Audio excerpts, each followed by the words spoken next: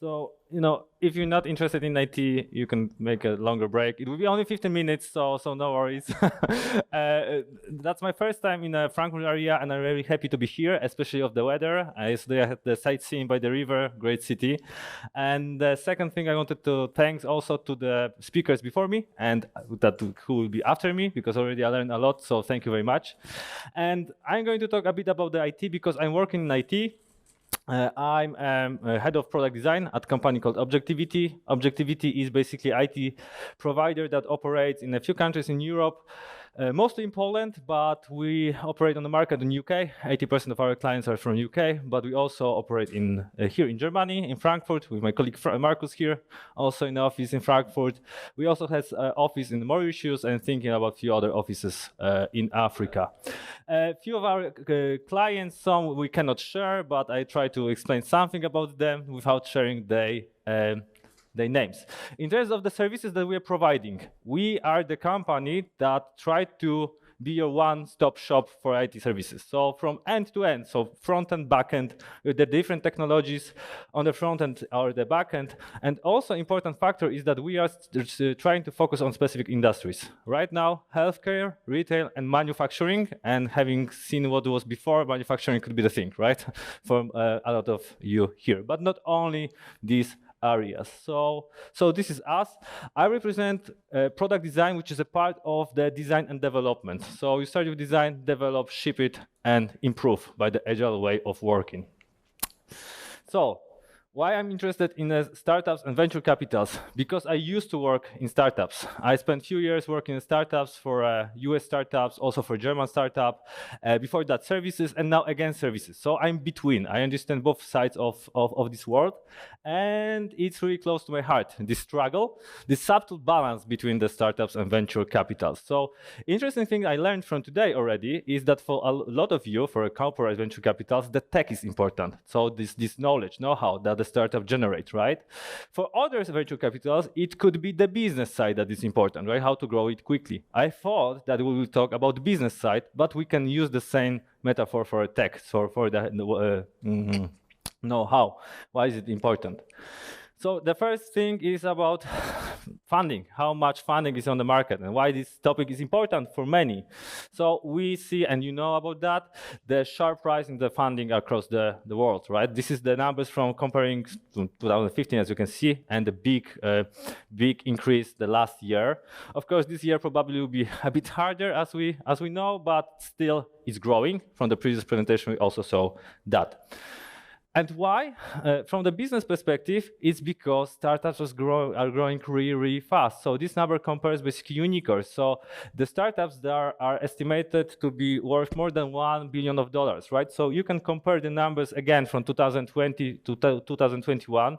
And of course, a lot of that is also exaggeration. So because people starting to believe that startup is the only way to do the business, which is not, of course, but a lot of money, a lot of resources is there.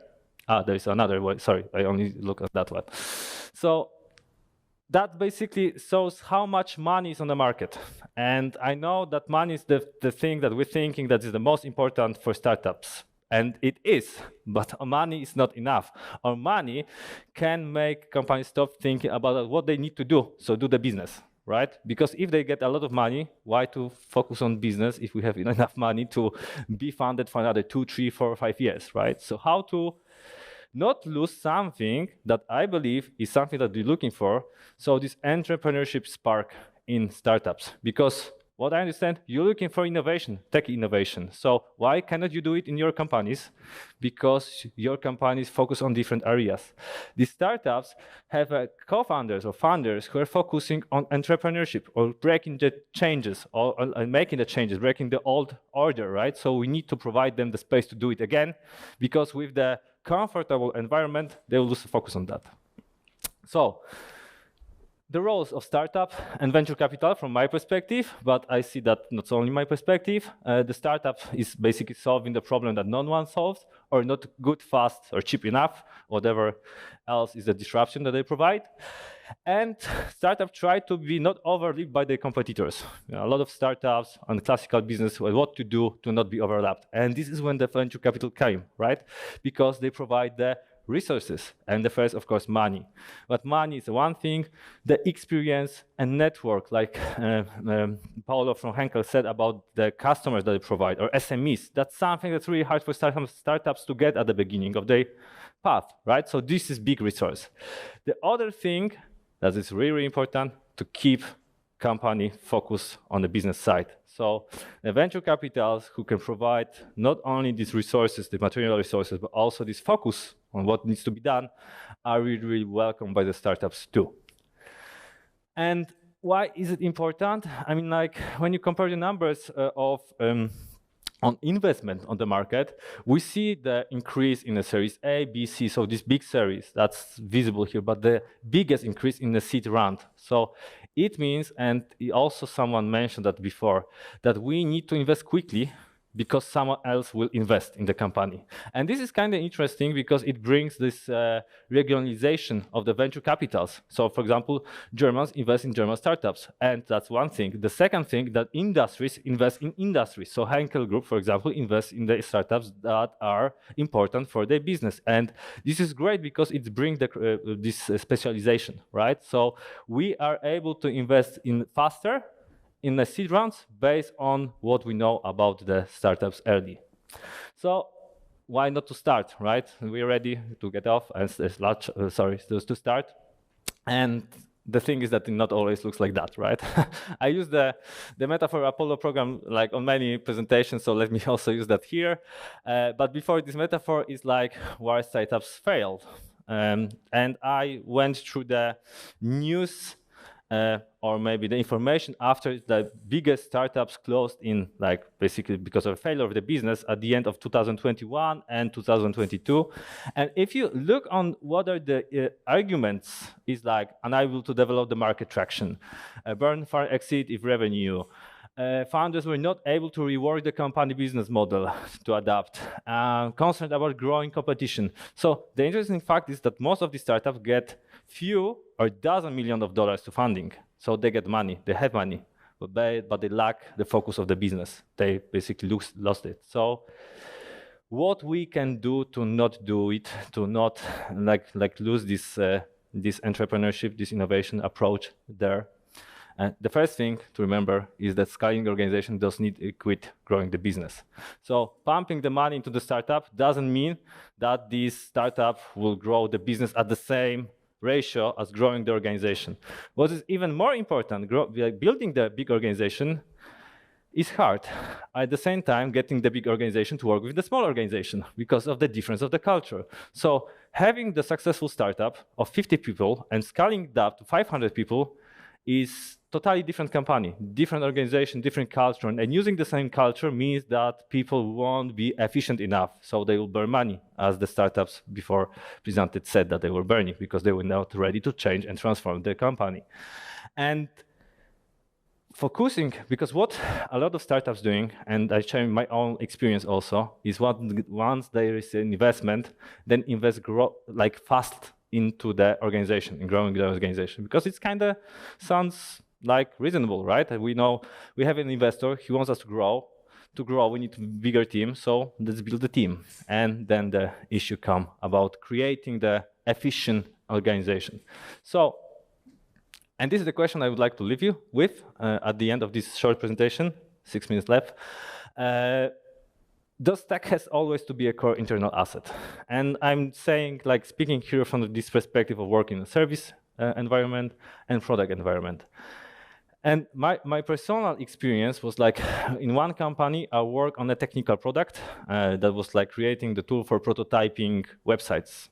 And the core thing was the prototyping engine. And we had to have the really focused developers, front-end developers that were like delivering the core value to the company. But we also had the different parts of that solution, CMS, landing pages, marketing team to generate basically the analytic tools. And the question was like, do we really need that internally in a company? Do we really need to build another team inside if we know that it's not the core value? The answer back then was that yes, we need. So we invested in building the organization, and the company was successful. I mean, like it was equipped later by the private equity, but it wasn't a unicorn because of many internal issues with like basically arranging the people. So what I want to share with you is this idea that came again from the Space Coast program about building the rocket and how we can apply that to the basically the startup environment or to basically helping the startups by venture capitals. So when you start building a rocket or the business, you need to figure out what you need to build that, right? When you think about, for example, Apollo program, there was few approaches to how to do it. Like the first idea was to basically get the big rocket on the orbit and then send it straight to moon. And there's few areas and few approaches to anything that we're doing. But the first thing that needs to be done is what we need to figure it out. Figure it out what we need to grow. And then the classical and the modern approaches to space program is to get the few ventures basically to help us build this rocket, this spaceship, because they can specialize in different areas, right? One for an engine, the cockpit, the antenna, something like that. So this is the approach that helps us to get the best specialists at the same time in the same place. And it will be hard to maintain them in the one place for a long period because it will be expensive. Then start working on this project and see if it's delivering. And this is the tricky part, because if you build a team internally, it's hard to lay the team off later for any startup, any co-founder, any company, right? And we can see that some projects are working, delivering the value, and some will not. And that's normal, that not every part of the company is basically delivering the value. So having the vendors, it gives you this idea, I call it that booster engine. So like with the rocket, when the rocket starts, there has a booster engine that at some point drop off. So having external vendors gives you this opportunity to basically drop off this booster. And this is the thing that you need to figure it out if it's worth to later invest in the specific areas, or maybe they are already redundant and we need to invest in the core functions. And after the project starts, you can just think about what is important and what's not.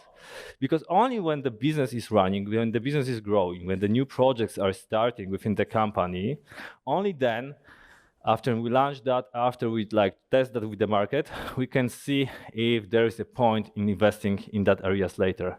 Again, with this company I worked with before, we have this prototyping engine. We started thinking about new area to basically prototype from the code, so something really exciting, but we never made a decision which is the primary project. So we were working on both. So split the resources of both things. And the first thing was important because of the revenue. The second was important because of the future, right? So both things were working at the same time for some period of time, but then the prototyping engine, this classical thing, was already too old for the competitors, and the second wasn't done. So you need to focus, and getting the vendors or other companies or the specialists there help you to focus, and not on the organization, but on the business, and that's the differentiation there. And in terms of the vendors, so like company I'm working on, I don't know if it will start because of the video.